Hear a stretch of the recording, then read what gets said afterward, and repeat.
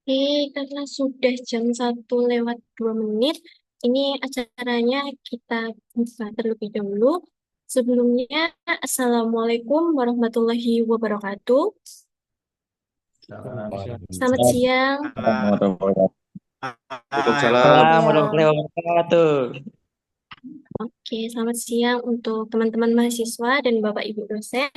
Sebelumnya yang terhormat, Dekan Fakultas Ilmu Komputer Universitas PGRI Jombang, Bapak Dr. Hengki Mukti Magister Pendidikan. Narasumber kita hari ini, Bapak Asadullahil Golib Kubat Sarjana Komputer, selaku CEO PT Solid Kit International.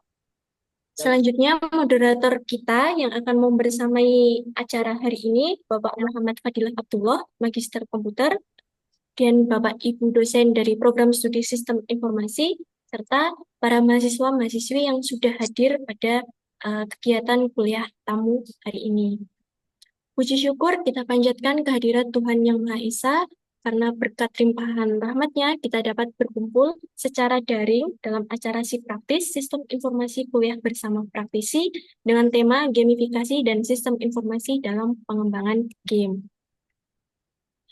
Oke, sebelum kita memulai ke acara yang pertama, sebelumnya perkenalkan saya Liana Trihardianingsi.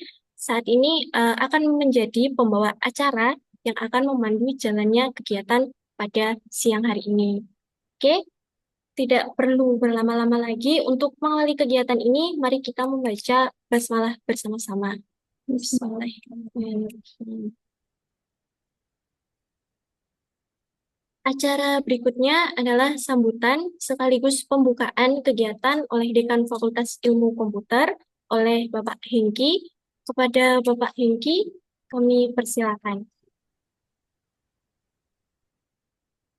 Baik, terima kasih Bu Liana untuk waktunya.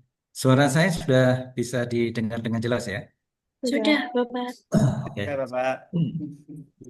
Aman, Salam. Pak, aman. Ya, kita mulai ya. Saya mulai.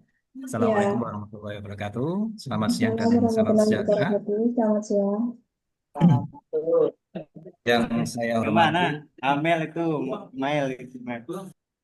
Bapak Asadul Khalid Kubat Eskom ya, selaku CEO PT Solid Kit Internasional, selaku pakar atau praktisi di bidang gamifikasi ya. Jadi sebuah kehormatan bagi kami ya, khususnya di program studi Sistem Informasi atas kehadiran panjenengan dalam acara kuliah tamu hari ini.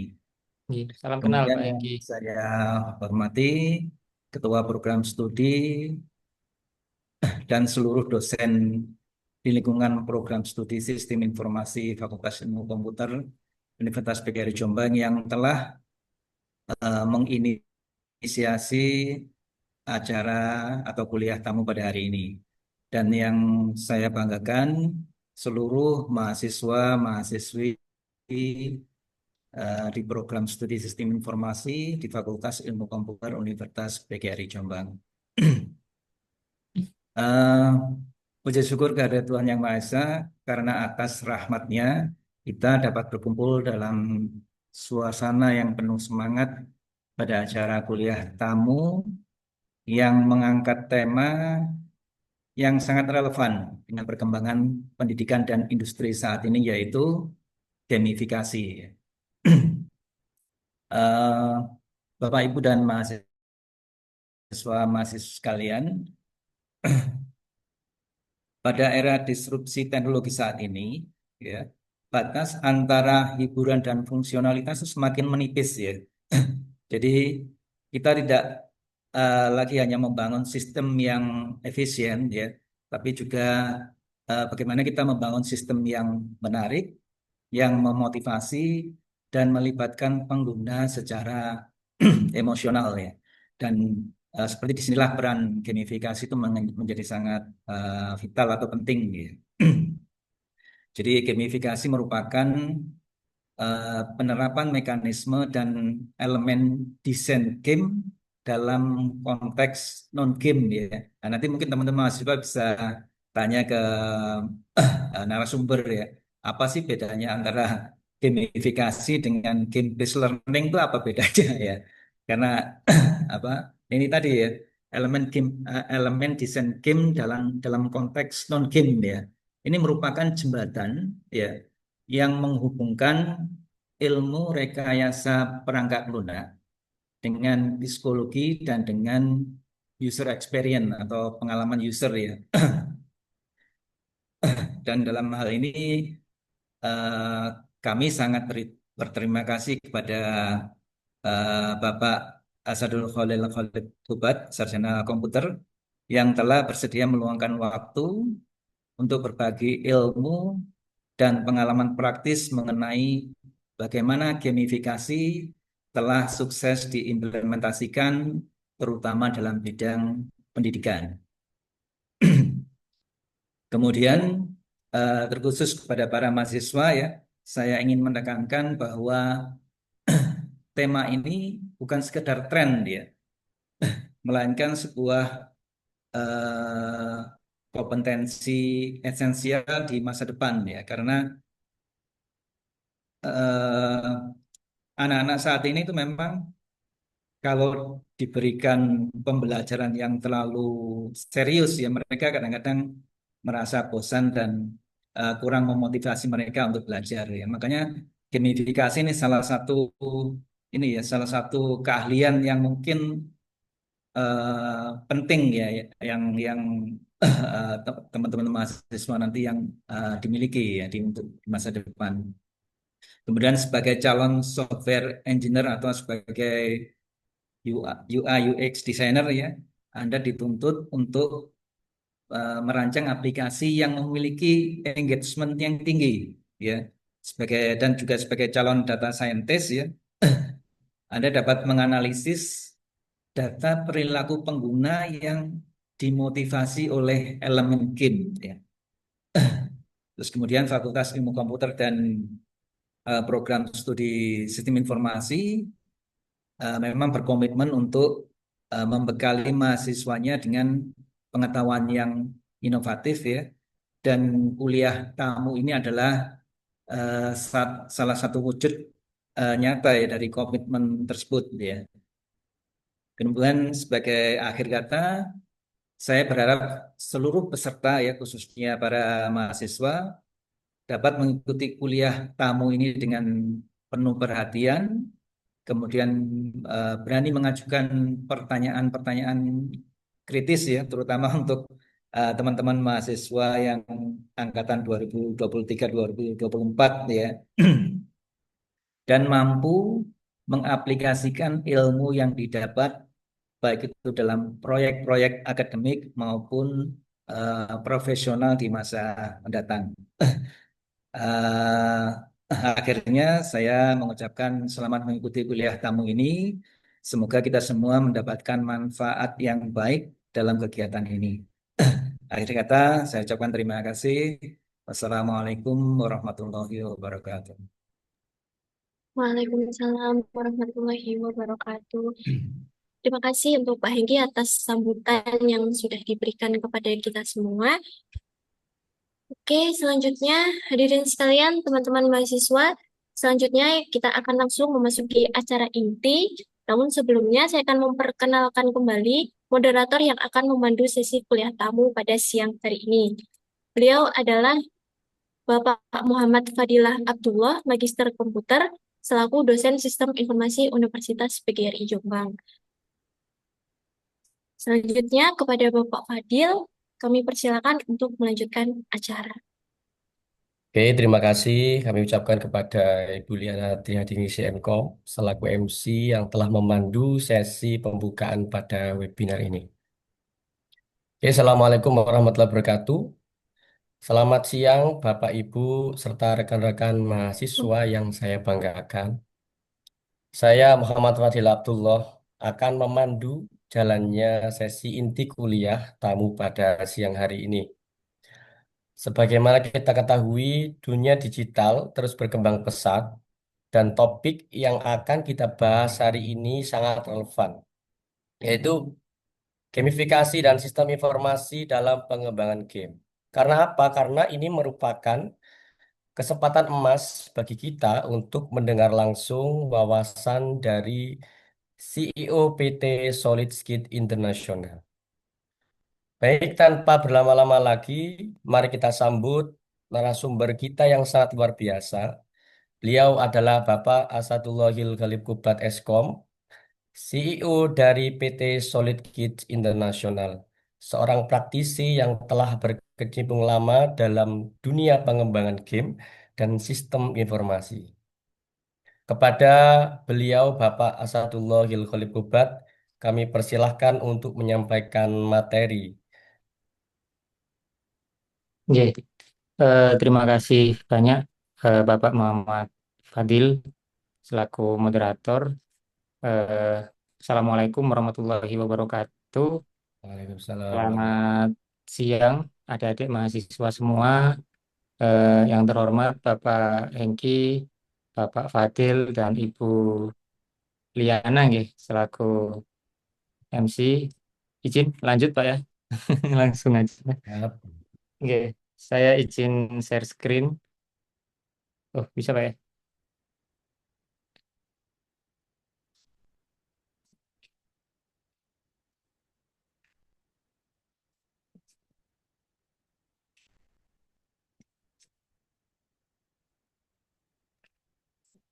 Oke.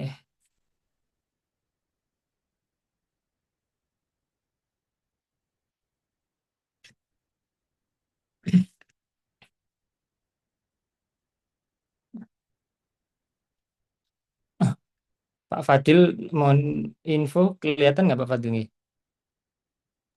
Ya, kelihatan. Oke. Oke. Eh, Selamat siang adik-adik semua. Perkenalkan, saya Khalid dari Solid Kids.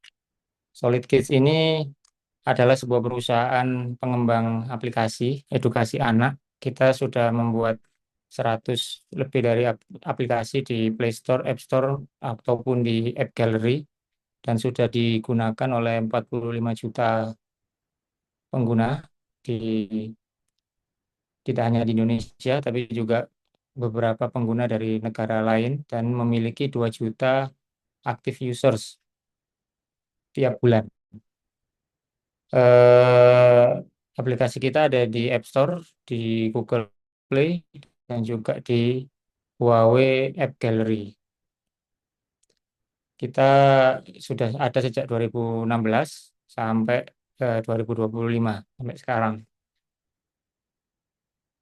Saya lahir di Bangkalan, kemudian sempat 6 tahun di Jombang karena dulu mondok pesantren di Tambak Beras di Jombang, Sanawiyah, sama SMK di Tambak Beras juga, kemudian kuliah S1 Informatika di UTM.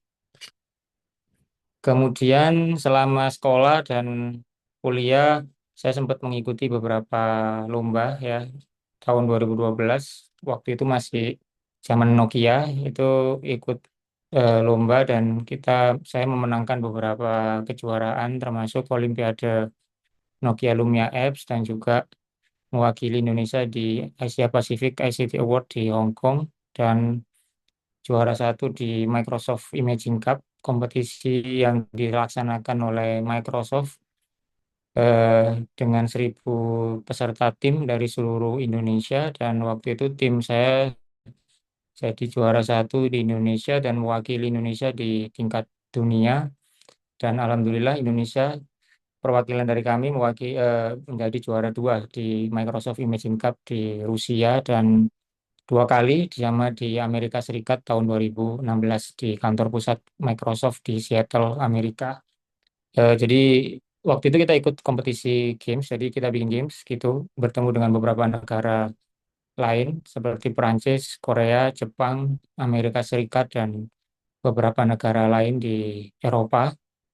Dan alhamdulillah Indonesia mendapatkan juara dua waktu itu di Rusia, dan juga di di Amerika Serikat tahun 2016.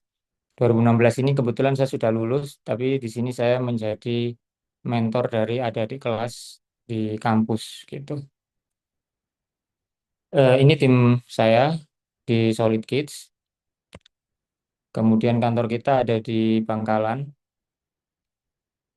Jadi kalau ada adik mungkin nanti ada kesempatan untuk magang atau apa, mungkin bisa mengajukan lamaran ke saya bisa gitu. Nanti lewat email mungkin ya gitu.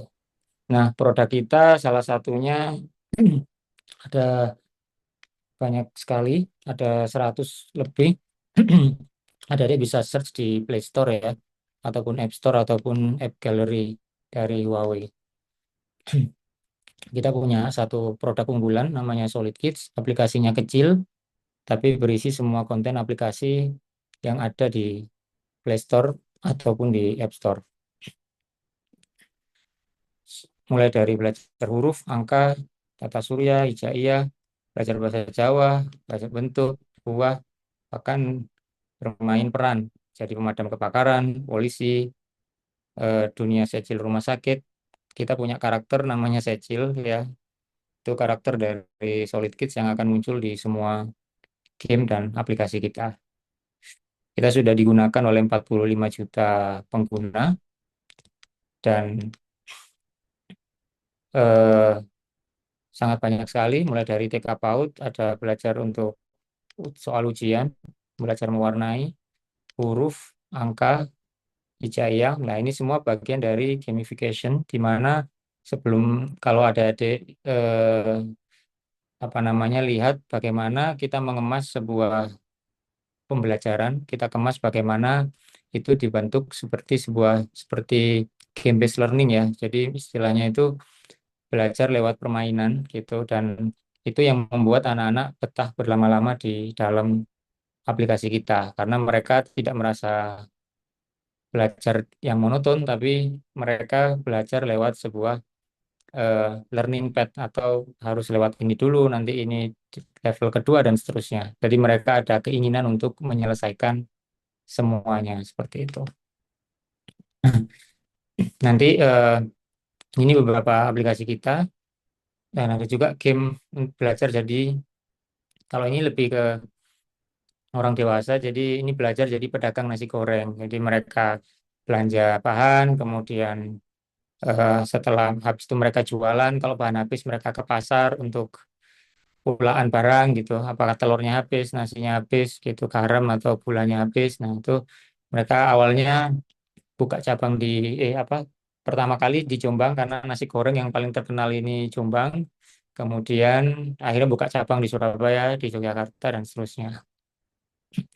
Kemudian ada dunia cicil bandara, anak-anak belajar bagaimana ke bandara gitu. Jadi mereka bahkan sebelum pernah pergi ke bandara lewat game ini mereka belajar secara langsung mensimulasikan ya bermain peran sebagai seorang penumpang pesawat.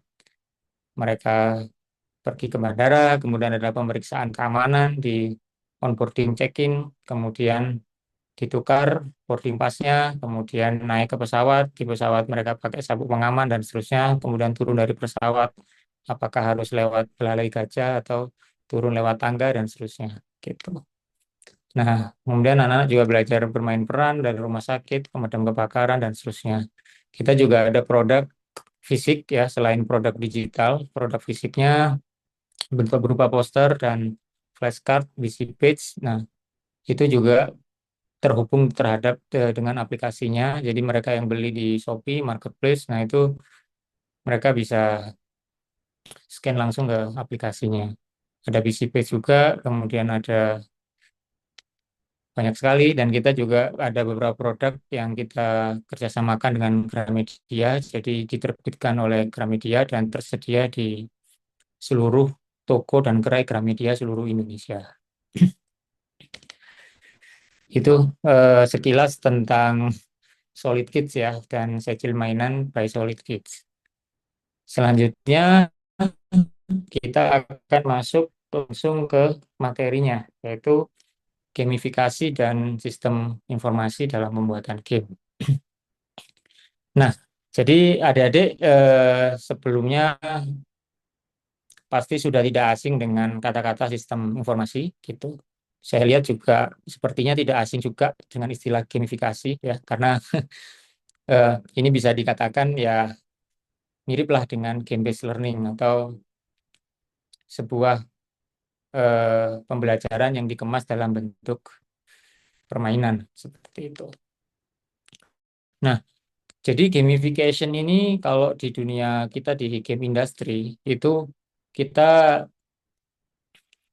sebutnya ada 7 elemen dasar dalam gamifikasi. Jadi kalau adik-adik selama ini pernah main game seperti apa misalkan Mobile Legends, kemudian ada Duolingo mungkin gitu. Kemudian ada beberapa aplikasi yang lain gitu. Nah, di situ 7 elemen dasar dalam gamifikasi itu ada lencana, level, ya, papan peringkat, ada progress bar di situ, kemudian beberapa ada mata uang virtual, kemudian ada reward atau penghargaan dalam bentuk gift ya, sama ada tantangan antar pemain atau biasanya multiplayer atau ada challenge yang dimainkan antar satu pemain dengan pemain lain. Ya, jadi gamifikasi itu singkatannya seperti itu. Jadi sebuah ini, tapi kalau dalam pendidikan, kalau adik-adik lihat di kayak Duolingo, mereka ada semacam rencana. Jadi kalau misalkan ada adik main, nanti ada progres-progres, kemudian saat sudah mencapai progres tertentu, levelnya naik, kemudian saat memainkan sebuah mengerjakan kuis di atau soal di waktu paling malam, nah itu nanti ada semacam achievement atau lencana, misalkan si paling malam atau si paling pagi. Nah, kayak gitu-gitu itu bagian dari gamifikasi.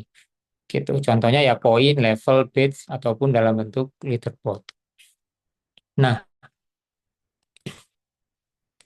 jadi game ini adalah bagian dari gabungan antara kreativitas dengan teknologi. Gitu. Jadi game itu ya adalah gabungan seni, teknologi, musik, cerita, dan ada interaksinya di situ. Jadi bukan hanya untuk hiburan, tapi juga bisa dipakai untuk media simulasi, pelatihan, edukasi, bahkan media dakwah gitu. Salah satu contoh ada sebuah bank yang menggunakan gamifikasi ya membuat game ke developer game untuk dibuatkan satu buah platform game yang digunakan untuk melakukan pelatihan terhadap semua customer service dan juga teller di bank tersebut gitu. Jadi biasanya kan kalau sebuah bank ingin mengadakan ada sistem baru, mereka harus training semua pegawainya gitu. Di mana mereka di training untuk menggunakan sistem ini sebelum sistem ini diluncurkan ke publik dan digunakan oleh para nasabah. Nah, biaya training itu sangat mahal gitu. Kenapa? Karena harus mengumpulkan semua pegawai gitu ya yang berhubungan misalkan CS, teller gitu. Kalau dikumpulkan, nah dengan gamifik dan harus dites apakah mereka itu paham atau tidak terhadap pelatihan atau training dengan fitur-fitur baru yang tersedia di bank tersebut. Nah, dengan game mereka disimulasikan mereka menjadi seorang teller yang ada dalam game tersebut dan ada customer datang gitu. Jadi kayak game simulasi gitu, datang customer ke bank. Nah, dia punya kasus misalkan saya ATM hilang atau saya ingin mengganti ini itu dengan nah, itu kasus itu kita bisa mengujinya dengan bikin satu game gitu yang nanti akan dimainkan oleh teller bank tersebut ya semuanya gitu ya untuk nanti di situ ada nilainya. Mereka tinggal login menggunakan akun dan mereka nanti kemampuan dalam melayani customer. Nah, itu kan simulasi dalam game itu akan dinilai apakah si teller ini, si CS ini sudah benar-benar menguasai beberapa studi kasus saat ada pertanyaan atau diminta bantuan oleh nasabah. Nah, itu salah satu contoh bagaimana game itu menjadi alat gitu untuk mempermudah proses training dari sebuah perusahaan dan juga menghemat biaya gitu. Karena apa? Karena itu sudah disimulasikan seperti in the real life, seperti kondisi yang ada di lapangan seperti itu. Kemudian alur produksi game ya kita bikin tim, riset, kemudian bikin GDD, game design dokumen. Kemudian setelah GDD-nya jadi, dilakukan proses pengerjaan game, dites, dan ada revisi jika diperlukan, kemudian dipublikasi. Ini salah satu contoh, misalkan bikin game belajar adzan atau apa. Nah, kita bikin dulu GDD-nya, nanti main menunya seperti apa, kemudian fiturnya apa aja, kontennya apa aja, baru dieksekusi oleh artis yang gambar sama oleh programmer yang ngeprogram atau mengkode, membuat kode-kode program untuk game tersebut. Nah, salah satu contoh lain dari gamifikasi adalah punya Solid Kids. Salah satunya ada belajar membaca. Nah, belajar membaca ini adalah salah satu eh, apa ya, sesuatu yang dasar yang biasanya orang tua perlukan gitu ya, memastikan anaknya sebelum apa namanya saat masuk kelas 1 itu sudah tidak kesulit. Mereka biasanya mulai belajar untuk membaca. Bahkan ada yang dari TK sudah belajar membaca. Nah, itu biasanya salah satu tantangan gitu di mana banyak orang tua yang tidak ada waktu untuk mengajari anaknya membaca atau tidak efektif saat pelajaran di sekolah misalkan karena jumlah muridnya terlalu banyak dalam satu kelas sehingga guru tidak bisa menghandle semuanya dengan eh, seksama gitu karena harus sharing banyak siswa yang bergantian untuk diajari. Nah, kita punya solusi di mana anak-anak belajar membaca secara mandiri gitu. Jadi ada chapter 1, chapter 2 mereka belajar A, baca, nga sampai ke teori gabungan antara akhiran NY, akhiran NG dan seterusnya. Mereka tinggal pencet ada suaranya. Kemudian ada juga latihan setelah mereka menyelesaikan chapter 1, mereka bisa ikut ujian tata bahasa untuk menguji kemampuan tata bahasanya misalkan atau ujian kosakata misalkan mereka benar nggak bisa membaca jadi ada suara nah itu nanti tinggal ditarik objeknya ke tempatnya gitu apakah itu sesuai atau tidak gitu nanti di chapter akhir ada ujian tata bahasa di mana mereka diuji ada kata yang diacak misalkan apel suka saya di dapur misalkan atau apa gitu. Nah, itu disusun oleh anak-anak gitu dan mereka di situ ada poin-poin yang didapat dan juga ada laporan yang tersedia di situ. Apakah anak ini sudah mampu membaca atau hanya bisa membaca tapi tidak bisa memahami gitu. Jadi membacanya bisa tapi tidak memahami apa yang dibaca. Jadi tidak bisa berliterasi dengan baik. Nah, ini salah satu contoh eh, gamifikasi gitu yang bisa diterapkan di dunia pendidikan gitu. Nah, sangat beda misalkan anak-anak baca buku, dibelikan buku gitu kan. Gitu dengan belajar lewat aplikasi. Pasti kalau buku memang terbatas tidak bisa bersuara, kalau aplikasi bisa bersuara, ada challenge-nya, bisa challenge secara mandiri bahkan orang tua bisa melihat laporan si anak ini sudah sampai mana gitu. Nah, itu bedanya gamifikasi dalam bentuk digital dengan fisik atau buku, di mana digital ini bisa mandiri dan orang tua tinggal mendampingi saja, seperti itu. Nah, manfaat gamifikasi itu eh, banyak ya, salah satunya ya dengan gamifikasi ini retensi pemain meningkat. Jadi tadi yang ada skor, ada achievement, ada lencana, nah itu membuat pemain atau player atau user itu mau membuka lagi aplikasinya karena ada rencana atau ada achievement yang belum dia dapat gitu. Nah, itu salah satu manfaatnya. Kemudian pengalamannya lebih menarik, kemudian struktur tujuannya jelas dan juga mendorong kompetisi di dalam gamenya atau kalau misalkan gamenya ada leaderboardnya, nah itu mendorong mereka untuk meskipun sudah tamat semua, mereka ingin main lagi karena ingin skornya ada di atas. Nah, itu contoh manfaat dari gamifikasi. Nah, sekarang hubungannya sistem informasi, jadi adik-adik prodi sistem informasi dalam game ini bisa berperan sebagai apa ya? Karena dalam game development ini kita ada banyak role ya. Jadi selain programmer game ya, juga ada artis yang bagian gambar ya. Artis ini bukan artis yang di Jakarta, itu aktris ya. Yang ini artis ya, jadi yang pelaku seni ya, yang menggambar. Nah, itu juga ada peran dari adik-adik prodi sistem informasi di sini yang memang membuat biasanya lebih banyak membuat sistem informasi, database, web atau dashboard atau aplikasi yang berhubungan dengan eh, data lah, create, update, delete dan sebagainya gitu. Nah, jadi di dalam game itu selain mechanical dari gamenya itu sendiri mereka main gitu, juga ada apa ya? Kita butuh untuk bikin dashboard gitu. Kenapa ya? Karena kita sebagai developer atau perusahaan pengembang itu pasti ingin melihat data pengguna ini seperti apa gitu.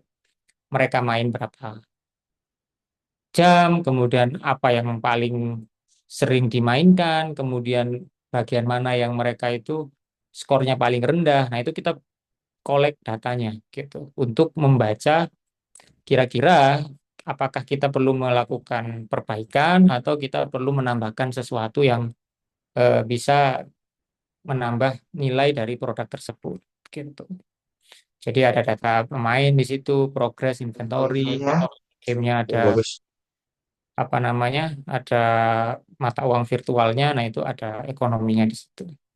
Jadi dibuat dashboardnya, yang itu nanti akan dipakai oleh internal di perusahaan untuk membaca kira-kira berapa jumlah studentnya, kemudian completion rate-nya berapa gitu, yang sudah diselesaikan, kemudian pengguna barunya berapa. Seperti itu ya. Jadi itu salah satu sistem informasi yang ada di dalam perusahaan game. Jadi perusahaan game nggak melulu berhubungan dengan game engine, tapi juga kita eh, apa namanya, di kantor itu ada memang programmer khusus untuk apa namanya, web developer untuk back end, untuk front end gitu, yang mereka mengurusi data yang ada di sini, termasuk misalkan butuh untuk integrasi dengan sistem login lain sebagainya.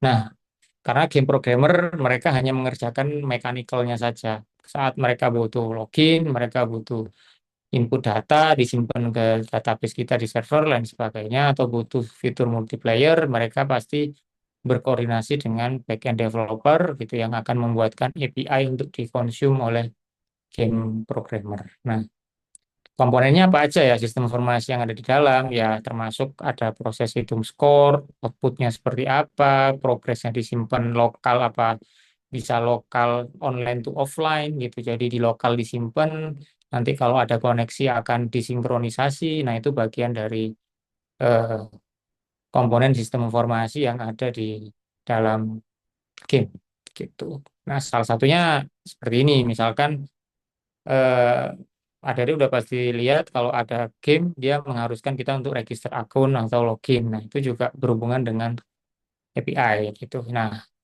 game programmer itu tinggal minta ke backend untuk endpoint-nya mana gitu kan, gitu. Untuk register, untuk login nanti dari endpoint itu akan return value gitu, apakah berhasil atau tidak, atau password tidak boleh harus terdiri dari sekian karakter dan gabungan antara karakter dan angka dan misalkan simbol dan lain sebagainya. Nah, itu hubungannya dengan sistem informasi gitu.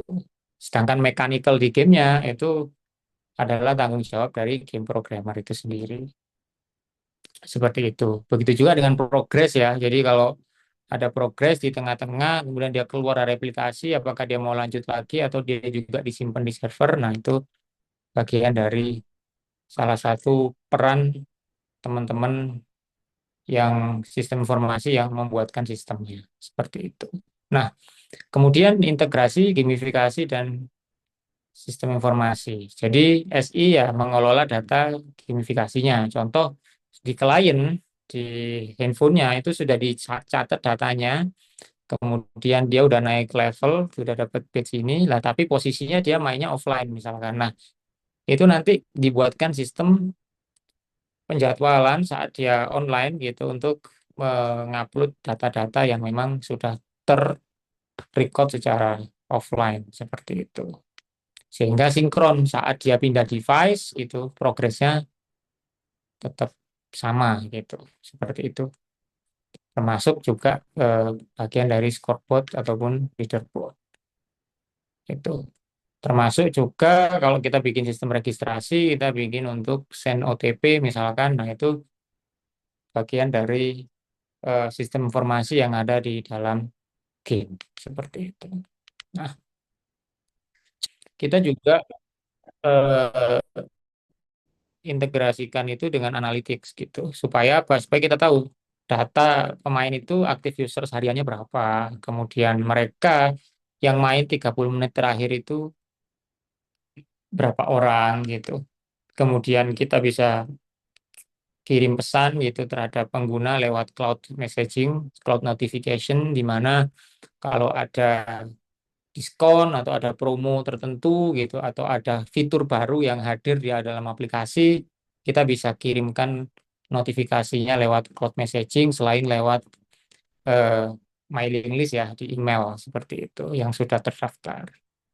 Itu juga bagian peran dari teman-teman sistem informasi di mana juga kita bisa lihat real time overview-nya yang main aplikasi kita saat ini, detik ini itu di negara mana saja, jumlahnya berapa, nah, itu ada gelembung-gelembungnya di tiap negara, apakah di Amerika Serikat, Amerika Serikat bagian apa East Coast apa West Coast, jadi pantai barat atau pantai timur gitu kan, apakah di daerah California atau di daerah New York, Florida dan lain sebagainya itu bisa kelihatan real time overview-nya di situ gitu. Jadi ya game ini nggak melulu soal mechanical yang dilihat, tapi juga di belakangnya itu ada banyak stack-tag yang memang itu biasanya hanya menjadi konsumsi internal dari perusahaan pengembang seperti itu. Termasuk event berapa kali gitu dicek, kemudian scene mana yang paling banyak diakses gitu kan. Terus, nah itu event-eventnya kita catat semua di situ. Termasuk daily engagement, misalkan eh, khusus di screen ini itu orang rata-rata menghabiskan waktu berapa menit. Nah, ini contoh 4 menit 28 detik. Berarti nanti tinggal di ranking dengan bagian area-area lain dalam permainan tersebut. Kira-kira user itu spending time paling lama di yang mana. Nah, itu bisa dilihat di situ. Seperti itu. Kemudian nah ini tadi yang real time overview. Nah, kemudian alur sistem informasi. Nah, jadi eh, dalam apa namanya dalam sebuah game ya setelah pemain menyelesaikan misi, nah sistem itu akan input score dan update database gitu. Database-nya bukan hanya skor ya, tapi oh berarti bagian itu sudah pernah dikerjakan sehingga itu perlu kalau dia itu dalam posisi online perlu dikirim ke server untuk memberitahu bahwasanya dia last last check-in-nya itu di level ini gitu atau di bagian ini kalau di game pembelajaran gitu. Terus mendapatkan apakah dia dapat reward, kemudian tampilkan progres terakhirnya seperti itu. Nah, itu contoh eh, apa namanya peran dari tadi sistem informasi yang ada di situ. Nah, kemudian tools pengembangannya apa saja? Nah, kalau game engine ya adik-adik bisa pakai Unity ya yang paling apa ya paling banyak digunakan dan paling secara dokumentasi dan tutorial paling gampang dicari gitu ya. Jadi Unity ini bisa mendukung pengembangan game dua dimensi maupun tiga dimensi gitu. Jadi sangat baik untuk game dua dimensi dan juga game tiga dimensi. Kalau Unreal Engine, nah ini lebih ke game 3D ya, gitu yang memang apa namanya sangat powerful ya. Cuman memang ini berat dan memang rata-rata Unreal ini dipakai untuk bikin game di konsol dan juga di PC ya, gitu. Kalau untuk mobile sangat tidak disarankan karena memang gamenya cukup berat gitu, game engine-nya gitu. Tidak cocok untuk beberapa perangkat low ya, low end gitu. Kemudian ada Construct. Constructor ini ya game engine berbasis HTML5, JavaScript. Jadi banyak juga dipakai untuk membuat game di Steam gitu. Dan juga di mobile juga lumayan lah, lumayan oke gitu. Tapi dia sangat ringan untuk dijalankan gitu. Kebanyakan ada game-game dua dimensi di Steam, nah itu banyak yang dibuat menggunakan Construct 3. Kemudian ada Godot Game Engine, ini alternatif dari Unity. Semisal Unity dianggap terlalu mahal untuk license personalnya, itu banyak teman-teman developer yang berpindah ke Godot Game Engine. Kemudian untuk database sendiri sebenarnya kalau untuk game ya itu berbeda dengan database yang teman-teman pelajari di kampus ya, gitu. Kalau ini yang saya share di sini database untuk yang di cloud ya. Jadi data yang di client disimpan di cloud itu nanti kita bisa menggunakan Firestore MongoDB ya dari Firebase ya, di mana untuk Firestore mirip dengan MongoDB yaitu NoSQL database. Nah, itu cocok sekali untuk menangani data-data yang basisnya karena mirip seperti JSON ya, JavaScript Object Notation. Jadi strukturnya mirip seperti itu. Sedangkan untuk game sendiri itu database-nya ada di lokal dan itu strukturnya tidak seperti SQL yang ada apa namanya field tabelnya nanti bisa direlasikan, kemudian ada unique primary key, nggak ada. Jadi untuk game ini agak sedikit berbeda ya untuk yang di lokal gitu. Seperti itu, kemudian tools analytics yang tadi saya demokan yaitu salah satunya ya banyak yang pakai Firebase dan Google Analytics selain memang sangat umum dipakai di aplikasi juga apa namanya beberapa pengembang game juga menggunakan ini selain ada analytics lain yang memang khusus untuk game-game tertentu gitu. Analytics ini penting ya karena pengembang itu perlu tahu gitu ya behavior dari user seperti apa, kemudian mereka spending time atau menghabiskan waktu di dalam aplikasi itu berapa lama. Nah, itu ketahuan di analytics dan juga jumlah uninstall rate atau rating uninstallnya dari yang install itu berapa persen, apa 100%, apa 50%. Nah, terus kecenderungan mereka mempertahankan aplikasi itu nggak langsung di uninstall itu berapa lama dari sejak install pertama. Nah, itu ketahuan nanti semuanya di analytics. Itu bagian dari analisa apakah game kita itu dianggap terlalu membosankan oleh pengguna sehingga gampang diselesaikan atau game kita itu terlampau tidak bisa diselesaikan sehingga mereka uninstall gitu. Nah, itu nanti bisa kita analisa dari analytics yang ada gitu. Nah, itu gunanya analytics. Kemudian untuk backend, nah backend sendiri ya untuk memproses eh, data tadi gitu untuk masuk ke database dan juga ada pemrosesan lain. Nah, itu teman-teman sudah sangat familiar ini ya gitu. Apakah mau pakai Node.js, Golang, Java, Python, atau PHP, saya pikir nggak ada masalah teknologi apa saja yang mau digunakan karena itu balik lagi ke kebutuhan masing-masing. Tidak ada yang lebih oke, tidak ada yang lebih eh, tidak baik dari yang lain. Jadi ini biasanya kalau di antara programmer-programmer ini terjadi perdebatan, kayaknya wah misalkan contoh PHP, wah apa itu enggak? Saya pikir enggak ya. Jadi kita di kantor ya beberapa pakai PHP, beberapa pakai Node.js gitu ya, gitu. Jadi eh, nggak ada masalah gitu. Kemudian yang selanjutnya tips mendesain gamifikasi ya. Jadi eh, kalau dalam merancang sebuah apa ya media pembelajaran atau game edukasi gitu, itu usahakan yang pertama kasih reward apakah itu dalam bentuk rencana atau apapun itu yang bermakna gitu. Artinya mereka menilai itu sesuatu yang punya value gitu. Terus yang kedua, hindari over gamification. Misalkan semuanya terlalu di apa namanya dibuat permainan terlalu over sehingga seharusnya tidak perlu terlalu berlebihan. Nah, itu karena kadang user merasa ini kayaknya nggak cocok gitu, terlalu dibuat-buat. Ini contoh misalkan semuanya dibuat cerita, misalkan padahal ini cuman goalnya itu adalah anak-anak misalkan belajar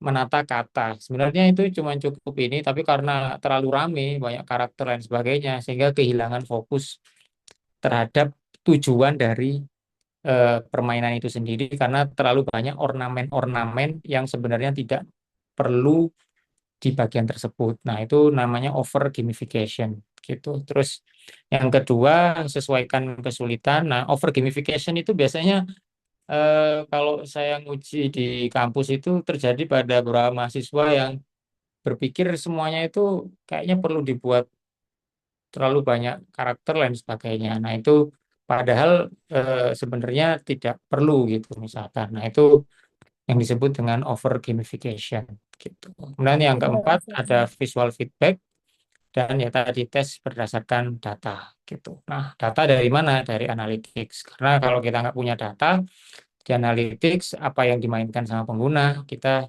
tidak bisa eh, apa namanya merevisi atau membuat update perbaikan dari aplikasi kita gitu. Kesimpulannya adalah ya gamifikasi ini meningkatkan motivasi pengguna atau kalau di sini ya user siswa gitu untuk belajar gitu karena dikemas dalam bentuk gamifikasi atau kalau dalam bentuk aplikasi training untuk corporate misalkan nah itu bisa meningkatkan motivasi dari misalkan tadi saya contohkan pegawai bank nah itu untuk terus improve skill eh, kasus-kasus yang muncul. Jadi kayak game tycoon yang mereka datang, kemudian game-game supermarket gitu ada datang, mereka belanja lah kita jadi kasirnya. Nah itu salah satu contohnya eh, gamifikasi di situ meningkatkan motivasi dari pengguna untuk terus ingin membuka aplikasinya dan belajar lebih banyak lagi di situ. Nah, sistem informasi membuat game terstruktur gitu. Jadi tidak hanya di lokal tapi datanya lengkap di sisi server gitu. Nah, keduanya saling melengkapi gitu. Jadi mekanik game itu sendiri dan juga sistem informasi yang membungkus semua data dari eh, alur permainan, data dari pemain gitu, apa yang mereka mainkan, kemudian seperti apa behavior dari tiap pemain gitu dan berapa lama mereka spending waktu di sana. Nah, itu jadi satu data yang cukup berguna nanti oleh pengembang dalam membuat update berikutnya. Saya kira seperti itu, Pak Fadil, untuk materi dari saya. Saya Oke, kembalikan ke Pak Fadil. terima kasih. Oke, terima kasih banyak kami ucapkan kepada Bapak Satullah Wali Pubat Eskom atas pemaparan materi yang sangat mencerahkan dan penuh wawasan. Luar biasa. Oke, eh, kita telah mendapatkan gambaran yang jelas ya tadi kesimpulannya yaitu gamifikasi itu membuat game supaya kita termotivasi seperti itu. Terus kemudian dari sisi SI-nya itu sangat terstruktur ya kalau kita membuat game sesuai dengan jalur sistem informasi itu sangat terstruktur. Oke, untuk selanjutnya kini saatnya kita memasuki sesi yang tak kalah penting yaitu sesi tanya jawab ya. Oke. Oke, kami persilakan kepada Bapak Ibu dan rekan-rekan mahasiswa yang memiliki pertanyaan terkait materi yang telah disampaikan untuk menyampaikan pertanyaan yaitu dengan mekanisme raise hand terus kemudian bisa menuliskan di kolom chat ya.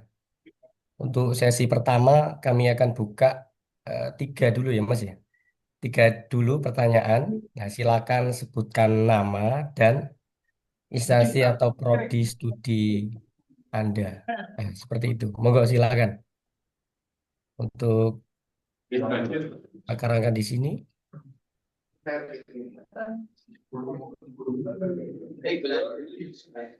Oke, Komisi, ini dari sistem informasi ya ini ya.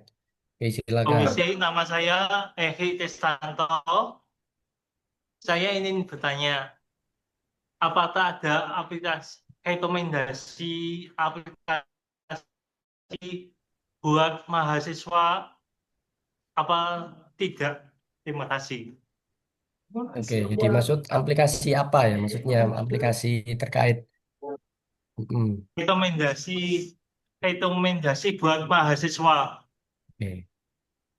Jadi yang dimaksud mungkin seperti ini, Game. Pak Galip ya. Jadi apa sih rekomendasi untuk mahasiswa supaya mahasiswa ini bisa membuat atau juga bisa memberikan hasil yang baik lah atau terbaik ketika kita itu cocoknya membuat aplikasi apa sih di Prodi S itu gitu.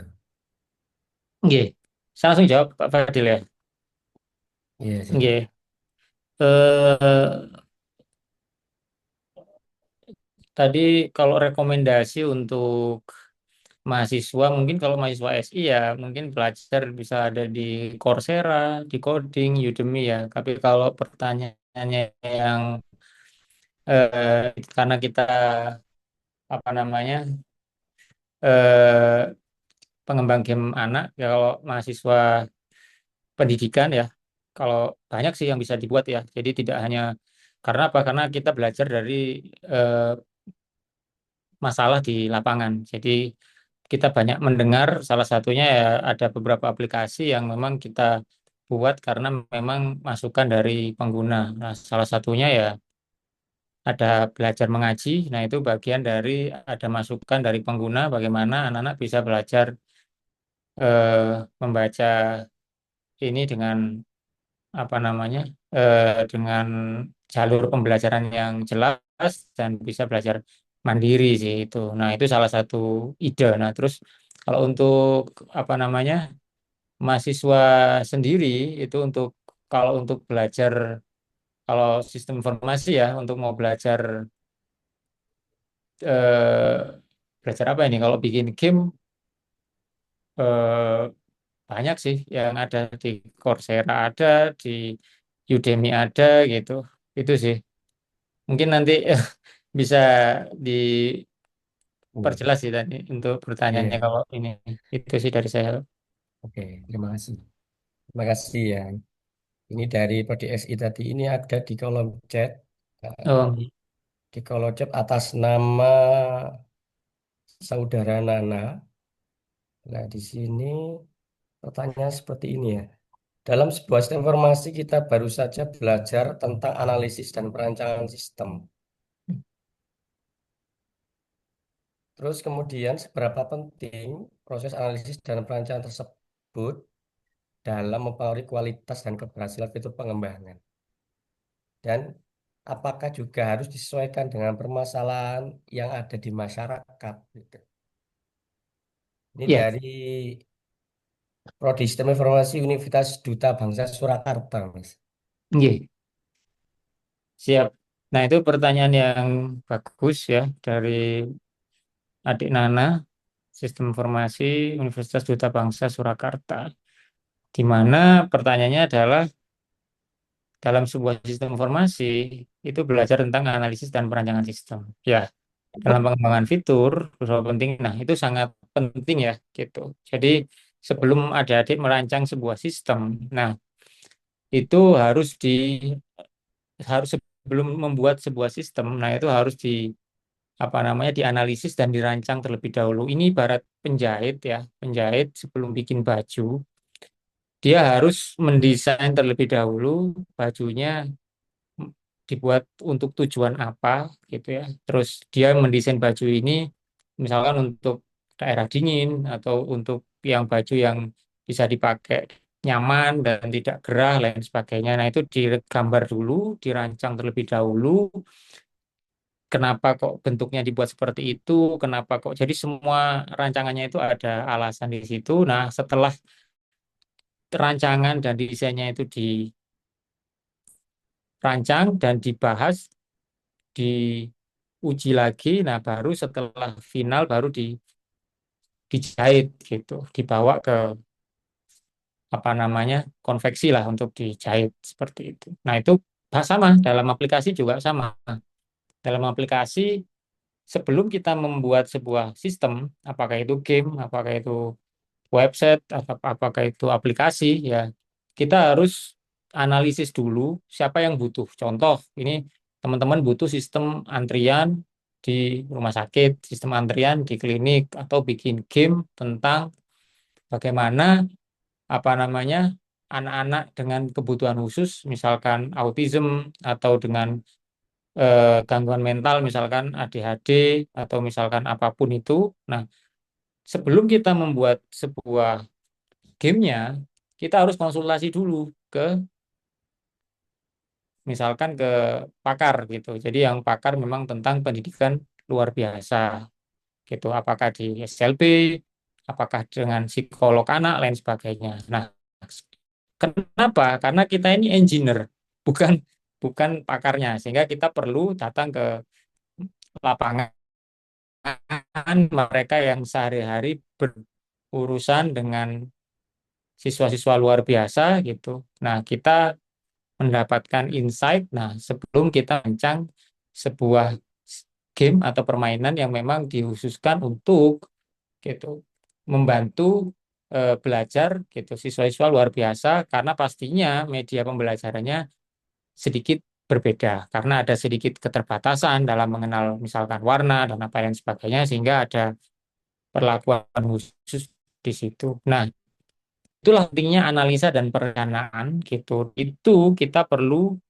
menyesuaikan itu dengan apa yang ada di lapangan. Karena ya ibarat kita ini kontraktor kalau dalam dalam apa namanya pembangunan rumah lah kita perlu apa namanya rancang dulu gitu. Arsitekturnya seperti apa gitu. Kemudian desainnya seperti apa, terus kemudian dilihat lahannya itu seperti apa dan fondasi yang cocok seperti apa lah sama dalam membangun sistem juga sama makanya kita disebut developer ya gitu pengembang gitu ya makanya di kalau adik-adik lihat di misalkan beberapa software untuk bikin aplikasi di situ tulisannya build gitu ya gitu build jadi dibangun ya kan gitu terus di anu gitu kok kayak bangunan terus gambarnya palu gitu kan gitu nah kayak gitulah karena ya sebenarnya software engineer dengan engineer teknik sipil yang ada di lapangan ya gak jauh beda sistemnya dirancang dulu agar apa agar sistemnya tidak roboh gitu bangunannya tidak roboh tampil bagus secara tampilan tapi juga saat diakses oleh banyak orang kan kalian pasti pernah dengar aplikasi diakses banyak orang lemot gitu kan ya itu karena arsitekturnya buruk gitu sama kayak bangunan 4 lantai gitu diisi full kapasitas tiba-tiba rubuh nah itu juga secara arsitektur tidak dirancang dengan baik gitu. Nah, itu juga sama, itu bagaimana eh, bangunan itu bisa punya nilai, jadi selain desainnya bagus, tapi juga punya nilai manfaat seperti itu, gitu. Itu sih, jadi penting sekali analisis dan perancangan itu, gitu. Oke. Baik, terima kasih. Sangat luar biasa sekali pemaparannya. Nah, terus ini ada pertanyaan lagi ya, dari saudara Aldin ya, dari Teknik Informatika Universitas Teknologi Mataram.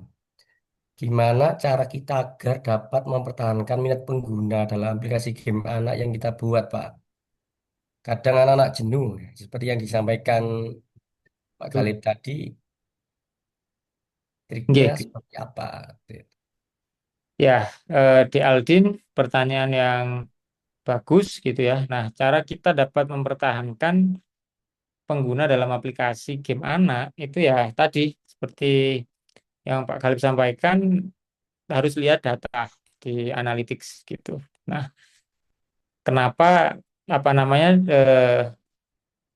misalkan kita punya 3, 4, 5 game gitu ya. Nah, yang dirilis di publik. Nah, itu dilihat kenapa game yang satunya itu cukup lama dan kenapa game yang satunya mereka terlihat cuma 2 hari pegang habis itu uninstall gitu. Nah, nanti itu data itu bakal jadi rujukan. Oh, kenapa ya aplikasi saya yang ini kok dipertahankan jauh lebih lama oleh pengguna daripada yang ini gitu. Banyak alasannya gitu. Nanti salah satunya mungkin oh karena gamenya terlalu sedikit sehingga ya kalau sudah selesai ya ya sudah gitu mereka akan uninstall gitu kan karena ya sudah tidak butuh lagi misalkan gitu. Nah, itu salah satunya. Terus yang kedua ya bisa ditambahkan beberapa fitur ya selain apa namanya belajar tapi juga ada misalkan tadi permainan, ada leaderboard, lain sebagainya. Nah, itu juga akan membantu anak-anak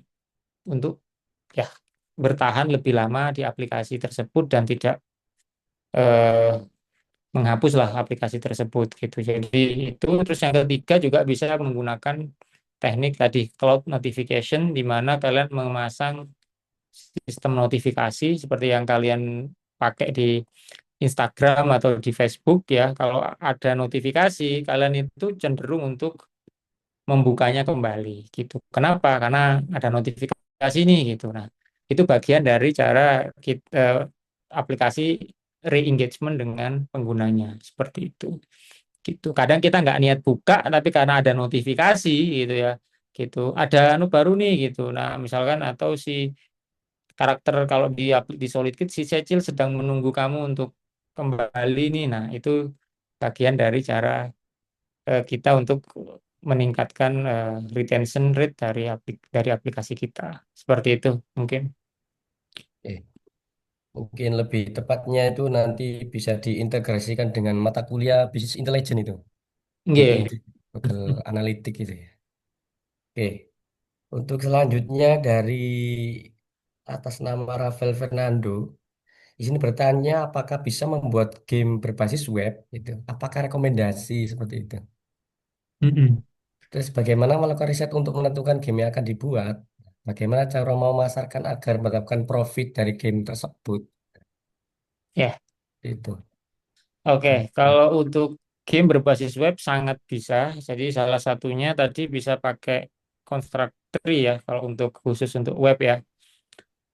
Karena Constructory itu basisnya HTML5, jadi sangat lancar untuk dijalankan di browser gitu dan juga bisa diintegrasikan langsung dengan sistem yang kalian buat. Kalau kalian pernah dengar platform namanya Yandex, nah itu salah satu platform yang memang kumpulan game-game dari berbasis web ya. Itu Yandex ini dari Rusia ya gitu. Nah, itu isinya itu kayak mini-mini game. Nah, itu semuanya basisnya HTML5 gitu. Itu bisa salah satunya bisa dibuat menggunakan Construct. Kemudian eh terkait memasarkan akan dapat profit. Nah, kalau untuk game berbasis web itu pemasarannya ya satu bisa lewat marketplace seperti Yandex gitu ya. Atau bisa juga teman-teman bikin satu website sendiri dan dipasarkan. Tapi itu agak sulit karena kalian harus mempromosikan, beriklan supaya website kalian itu visitornya banyak gitu. Tapi kalau lewat marketplace, saya kira jauh lebih eh, mudah lah gitu untuk developer pemula gitu. Kemudian itu untuk yang kalau web ya, kalau game mobile ya kalian bisa pasarkan lewat Play Store, lewat App Store gitu. Karena jauh lebih sudah ekosistemnya sudah terbentuk dan memang orang-orang sudah terbiasa untuk mendownload aplikasi lewat eh, store-store tersebut bawaan dari handphonenya seperti itu. Untuk memasarkannya ya banyak cara ya. Selain kalau yang gratis secara organik ya bisa share ke teman-teman, kemudian coba share ke komunitas dan sebagainya. Kalau mau berbayar ya bisa pasang iklan gitu, apakah di Google, apakah di Meta dan lain sebagainya gitu. Itu sih. Baik. Eh, ini ada lagi satu lagi, Mas. Nih, Boleh, Mas ya? boleh, boleh. Ini dari saudara Novel ya. Bagaimana jika untuk gamifikasi ini dikembangkan dalam sistem perusahaan sebagai fitur learning yang digunakan sebagai course karyawan intern? Apakah cukup efektif untuk meningkatkan engagement karyawan dengan pendekatan gamifikasi tersebut gitu? Ya, ini sangat sangat ini bagus nih, Pak. Jadi seperti yang tadi saya contohkan itu saya contohkan ada sebuah bank ya gitu. Bank Nasional ini mereka membuat sistem untuk training pegawai. Nah, itu sama dengan ini apa namanya? Gamifikasi yang dikembangkan dalam sistem perusahaan sebagai fitur learning gitu, sebagai course karyawan intern gitu kan. Nah, itu sangat eh, sangat efektif gitu untuk selain menghemat biaya ya. Kalau misal karyawannya cuma tiga mungkin nggak efektif, tapi kalau karyawannya sudah ratusan, ribuan, nah itu seperti perbankan yang memang cabang di tiap kabupaten kota sama di seluruh provinsi. Nah, itu jumlahnya ribuan untuk mengumpulkan mereka dalam satu kegiatan training gitu ya.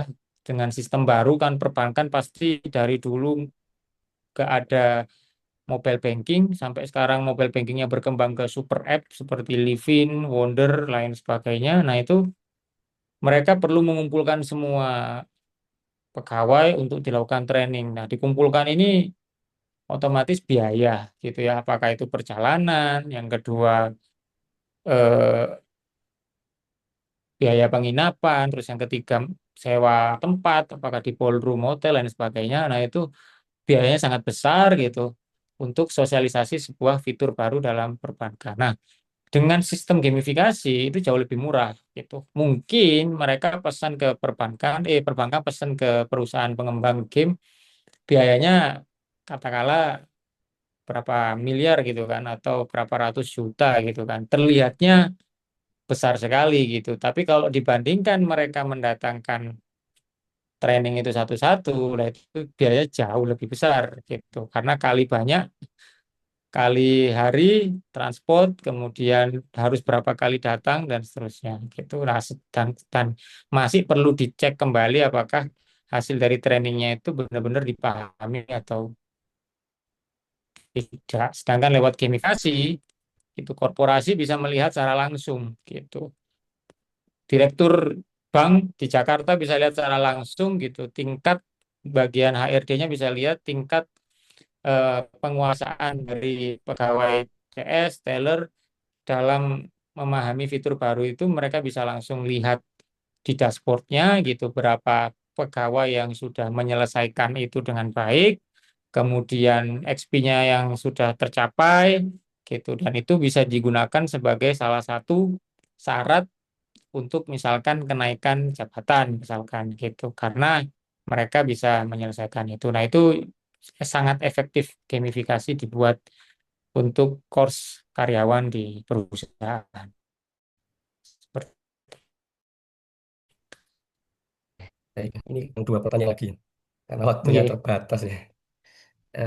Mohon maaf untuk ini dari sistem informasi Universitas PGRI Jombang. Jika saya ingin menekuni bidang gamifikasi, bagaimana saya dapat memulai portofolio sederhana di bidang gamifikasi ini? Dan di mana tempat yang cocok untuk saya memamerkan atau mempublikasikan portofolio tersebut? Pemula, untuk mengawali pemula itu seperti apa ya? Oke, nah untuk Ya. pemula mungkin bisa mulai dari merancang desain terlebih dahulu. Jadi desain ini bukan dalam bentuk kayak gambar yang anu bukan ya, tapi bisa dalam bentuk rancangan kerangka dari eh, gamifikasi yang mau ada dibuat. Jadi misalkan adik Bila ini saya mau bikin satu game gitu ya, yang ini nanti game simulasi misalkan yang nanti ini bisa mempermudah gitu ya.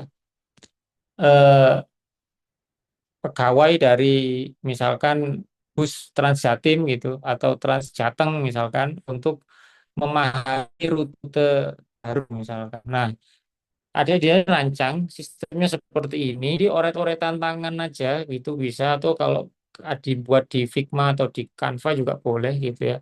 Lah, habis itu karyanya itu bisa dipublish salah satunya di apa namanya di Dribble mungkin atau di beberapa platform lain gitu atau bisa dipublish juga di apa namanya kalau adik Bila punya apa namanya eh, website sendiri misalkan juga bisa dipublish di situ. Kalau yang lain biasanya portofolio bisa teman-teman update di Dribble ya gitu. Dribble.com itu kan ada banyak mockup portofolio rancangan sistem yang dibuat oleh beberapa orang di seluruh dunia gitu. Nah, itu bisa dipublikasikan di situ.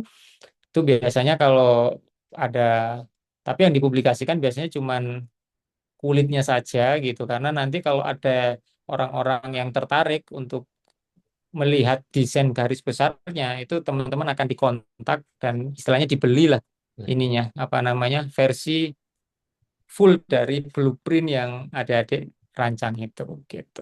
Itu sih. Itu sangat cocok di situ karena itu bisa dibuat training misalkan oh sistemnya ini begini jadi kalau diserahkan misalkan Pemprov butuh atau apa itu tinggal diserahkan ke pengembang mereka tinggal membaca blueprint dokumen itu dan mereka kerjakan sistemnya seperti itu. Oke, terima kasih.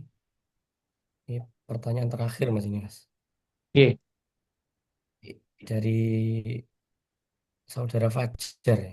Universitas Sudah Bangsa Surakarta. Apa perbedaan utama antara sistem progresi game berbasis leveling tradisional XP ya dan sistem yang didorong oleh gamifikasi Battle Pass atau achievement ya? iya, Dan manakah yang lebih efektif dalam mempertahankan pemain jangka panjang?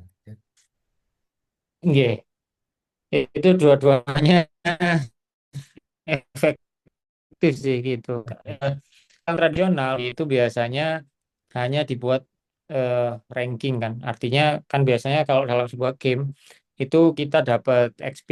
Kalau misalkan XP itu yang istilahnya tidak bisa di redeem. Kemudian ada satu lagi mereka dapat kalau misalkan mereka bisa menyelesaikan sebuah misi, mereka dapat koin virtual atau virtual currency goods atau apa gitu. Nah, itu apa namanya?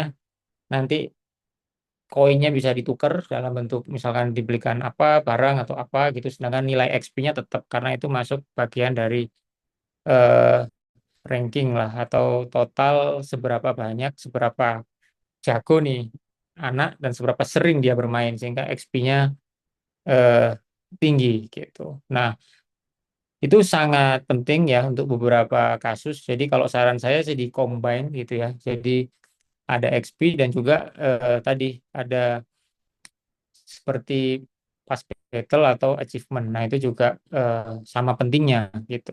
XP yang lebih tradisional dan yang pas battle dengan achievement itu yang mungkin banyak diterapkan oleh game-game saat ini gitu. Jadi dua-duanya menurut saya sama-sama penting gitu untuk diterapkan gitu. Oke, terima kasih. Mohon maaf ya untuk para audiens semua karena keterbatasan waktu. Nah, sesi tanya jawab harus kita akhiri sampai di sini. Kami mohon maaf bagi Bapak Ibu atau rekan-rekan mahasiswa yang pertanyaannya belum sempat terjawab. Nah, seperti itu ya. Oke, sekali lagi kami sampaikan yang sebesar-besarnya kepada Bapak Asatullah Yalwali Kubat Eskom yang telah menjawab pertanyaan dengan sangat baik dan sangat jelas sekali. Oke, Bapak Ibu hadirin yang berbahagia, dengan berakhirnya sesi tanya jawab pada hari ini, maka berakhir pula sesi inti kuliah tamu bersama praktisi kita pada siang hari ini. Sebagai penutup, dapat kami simpulkan bahwasannya yaitu game adalah gabungan antara kreativitas dan teknologi, tidak hanya sekedar menghibur, tapi juga memberikan edukasi, simulasi, pelatihan, atau bahkan media dakwah. Nah, karena terdapat 7 elemen dasar gamifikasi yang berupa lencana, level, papan peringkat, progres, bermata uang virtual, penghargaan, misalnya tantangan antara pemain, sehingga gamifikasi bisa memberikan manfaat berupa menimbulkan efek, istilahnya itu memberikan kenyamanan ya, menarik. Sebuah game itu kan harus mempunyai eh, tingkatan level-levelnya, seperti contoh kayak tadi. Dalam pengembangan game tidak hanya butuh designer untuk merancang gamenya, tetapi juga terdapat programmer untuk membangun sistem tersebut. Sehingga ketika membangun satu game, sebenarnya membutuhkan banyak kepala dan banyak tangan supaya bisa menjadi satu game jadi yang bisa digunakan banyak orang. Fungsi sistem informasi di dalam sebuah game itu digunakan untuk mengelola data yang ada di dalam game menjadi sebuah informasi yang berguna yang bisa disajikan dalam sebuah dashboard interaktif karena sangat penting dashboard itu untuk bisa kita jadikan landasan sebuah perusahaan untuk mengambil keputusan bisnis atau pengembangan game selanjutnya. Mungkin itu yang kami sampaikan. Jadi kami sampaikan apresiasi setinggi-tingginya kepada Bapak Sadullah Wali Bobat atas waktu dan ilmu yang telah dibagikan. Semoga ilmu yang didapatkan hari ini dapat memotivasi dan membuka jalan baru bagi kita semua, khususnya dalam pengembangan sistem informasi dan game. Terima kasih. Selanjutnya saya kembalikan acara ini kepada Ibu Liana Trihadiningsi MKOM selaku MC. Terima kasih untuk Pak Fadil selaku moderator pada siang hari ini. Kita juga mengucapkan terima kasih kepada narasumber kita pada siang hari ini, Bapak Philip dari PT Solikit Internasional yang sudah memberikan ilmu kepada kita semua. Oke, untuk peserta, kami sudah membagikan link absensi di kolom chat Zoom. Jadi teman-teman yang belum mengisi link absensi bisa segera mengisi sebelum kita tutup aksesnya. Karena sertifikat akan kami kirimkan berdasarkan dari isi link absensi tersebut. Jadi silakan diisi sebelum kita tutup aksesnya. Nah, untuk sertifikatnya nanti akan kita kirimkan paling lambat hari Sabtu di grup WA. Jadi mohon untuk tidak meninggalkan grup terlebih dahulu. Oke, ini untuk dokumentasi kita. Mungkin teman-teman bisa on cam terlebih dahulu ya supaya bisa kita screen capture dulu sebagai wujud dokumentasi kita bersama. Oke, saya kasih waktu 5 detik untuk teman-teman bisa mempersiapkan diri open cam supaya bisa kita screen capture bersama. Oke, 5. Oke, kita mulai screen capture dari, karena ini di saya ada 5 view, jadi kita mulai dari yang pertama terlebih dahulu.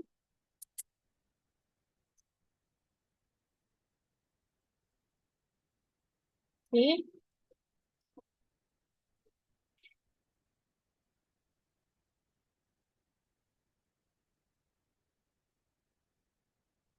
oke, sudah. Terima kasih untuk teman-teman semuanya. Oke, sebelum kita akhiri, kita ingin mengucapkan terima kasih untuk rekan media partner kita dari Himpunan Mahasiswa Sistem Informasi Universitas PGRI Jombang, Himpunan Mahasiswa Sistem Informasi Universitas Duta Bangsa Surakarta, dan Himpunan Mahasiswa Teknik Informatika dari Universitas Duta Bangsa Surakarta. Kami juga menyampaikan apresiasi sebesar-besarnya kepada seluruh peserta yang hadir, karena di luar dugaan kita semua, banyak dari universitas lain yang mengikuti kegiatan ini. Di antaranya ada Universitas PGRI Jombang, Universitas Cokro Aminoto Palopo Makassar, Universitas Duta Bangsa Surakarta, Universitas PGRI Madiun, Universitas Teknologi Mataram, Universitas Jenderal Sudirman, Institut Agama Islam Al-Urwatul Wusko, dan Stimik Amikom Surakarta. Kami ucapkan terima kasih atas partisipasi, antusiasme, dan kesediaan teman-teman untuk mengikuti kegiatan pada siang hari ini. Oke, sekian dari kami. Kurang lebihnya kami mohon maaf. Semoga kegiatan ini memberikan manfaat, wawasan, dan inspirasi bagi kita semua. Kita akhiri acara ini dengan bacaan hamdalah bersama-sama. Akhir kata, wassalamualaikum warahmatullahi wabarakatuh. Waalaikumsalam warahmatullahi wabarakatuh. Waalaikumsalam warahmatullahi wabarakatuh. Bintang 5 tapi ku bukan anjing.